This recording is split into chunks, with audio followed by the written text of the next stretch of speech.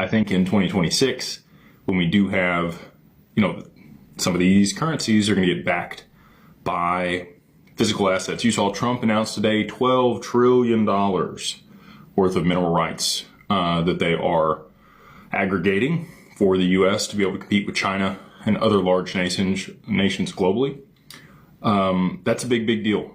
We need these raw resources and these commodities to be able to back our currency and compete on a level playing field without the dollar supremacy being, I don't even know if you want to call it a dictatorship or a monarchy or what you want to call it. But we have been in, the driver's seat for the past 50 plus years after Nixon took us off the gold standard, and really even longer than that since Bretton Woods in 1944. But again, all of that's changing this year. They are going to have the ball drop here in New York on July 4th for the 250th anniversary of the United States on July 4th. 2026. They're going to use the same 2026 that had the 589 bulbs in it on that day, which will be pretty cool. And again, a lot of things centered here in New York. I do think that Texas, Dallas, where I'm based, is going to become a hub for finance with the Texas Stock Exchange and many other things moving there. But, that is going to take time. A lot of stuff coming out with the Epstein files. I don't know if you guys have seen all of that. I don't know how much I can or can't say on here before I get down regulated. Go check it out.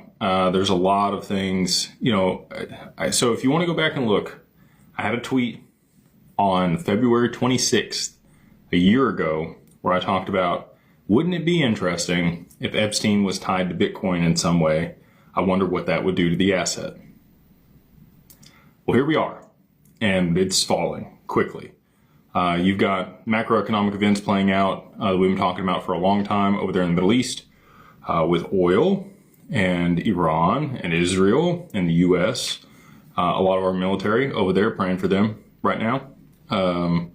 Hopefully that doesn't lead to an escalation of things, but I do think that they will shut down the Strait of Hormuz at some point, which is going to cause oil to spike and the full domino theory to play out.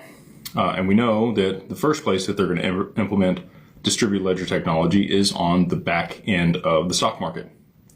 Because that's where, Monica Long was interviewing president of NASDAQ. And that's what she said. Those aren't my words.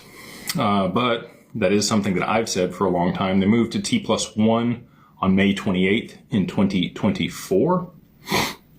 I remember the day I watched Brad Garlinghouse speak at Consensus when that happened. And that was the first time that he had ever